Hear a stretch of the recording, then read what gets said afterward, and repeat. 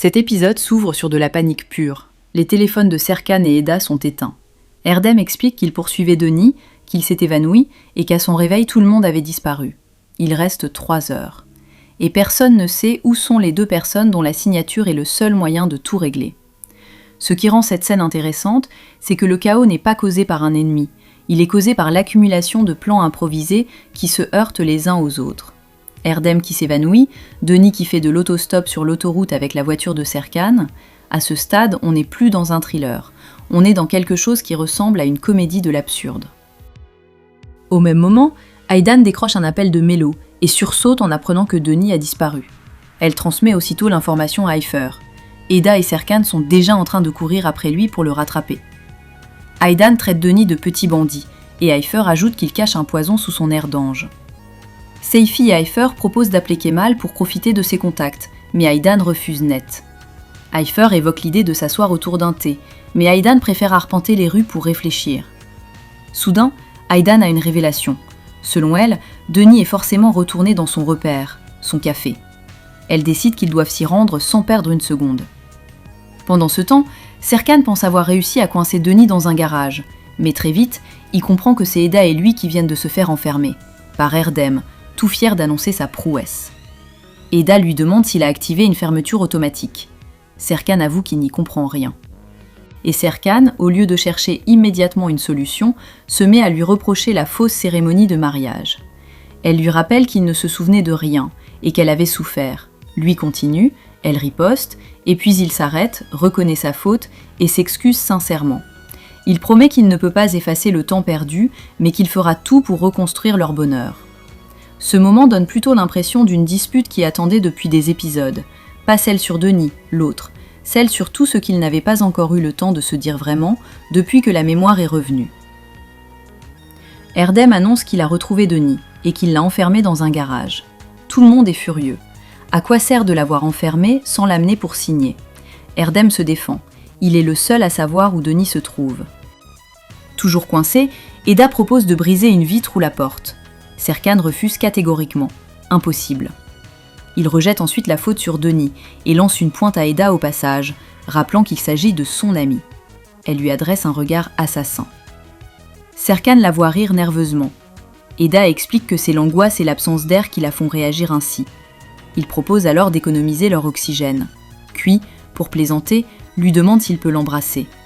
Elle répond avec humour que ce n'est pas le moment. Il imagine déjà raconter cette histoire à leurs futurs enfants et confie qu'il rêve d'en avoir qui lui ressemblent. Mais leur situation ne change pas. Ils restent enfermés.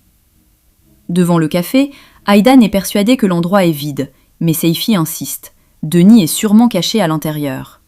Haïfer propose de casser une fenêtre.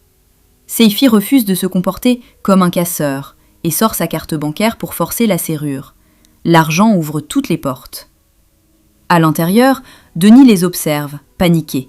Une fois entré, Seifi prétend sentir sa présence grâce à son intuition. Aydan lève les yeux au ciel. Mais quand Denis tente de filer, Seifi le plaque et lui ordonne de ne pas bouger. Haïfer, Aydan et Seifi finissent par l'attacher et le bâillonner. Les filles le préviennent qu'elles ne plaisantent pas. Elles ont déjà failli envoyer quelqu'un à l'hôpital. Denis tente de protester, mais Haïfer le réduit au silence. Il réalise alors que Serkan et Eda ne répondent toujours pas, et qu'ils n'ont aucune idée d'où ils se trouvent. Et quand un gars arrive au garage, il découvre que Serkan et Eda y sont aussi, coincés à l'intérieur depuis tout ce temps. Là, franchement, ce retournement m'a fait rire malgré moi. Erdem qui enfermait Denis a enfermé Serkan et Eda avec lui, sans le savoir, sans s'en douter.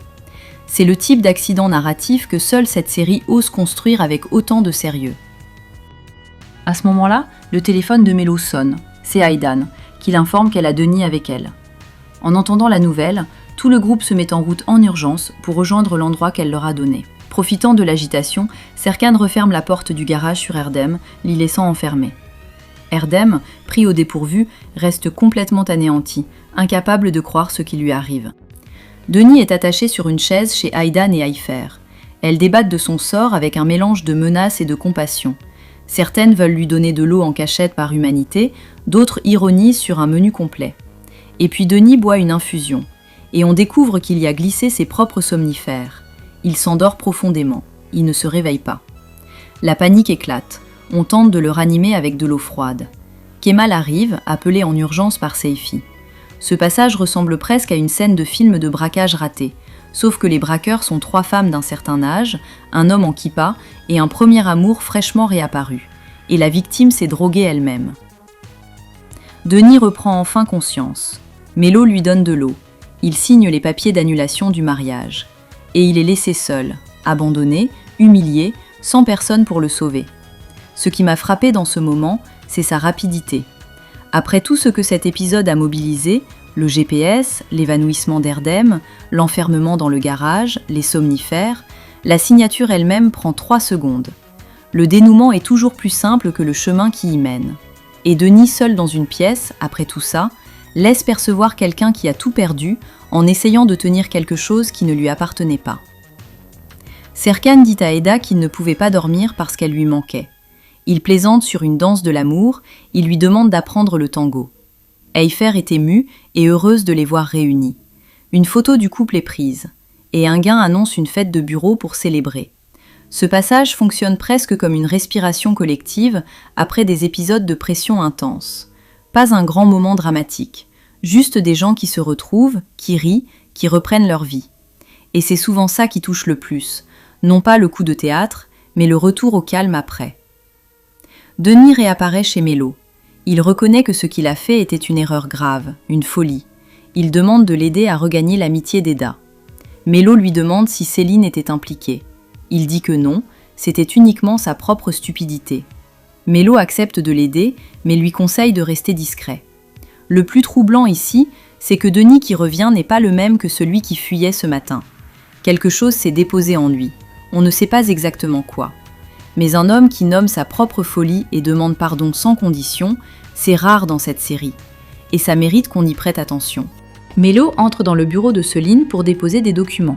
Le téléphone sonne. Elle décroche. C'est un médecin. Les résultats sont positifs. Céline est enceinte.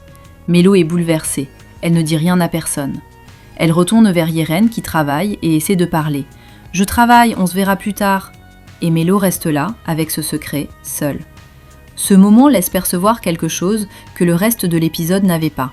Une bombe à retardement posée discrètement dans les dernières minutes. Céline est enceinte et Mélo est la seule à le savoir. À partir de là, quelque chose d'irréversible vient d'entrer dans l'histoire. Ce que cet épisode laisse percevoir surtout, c'est que les grandes résolutions sont souvent aussi chaotiques que les problèmes qu'elles résolvent.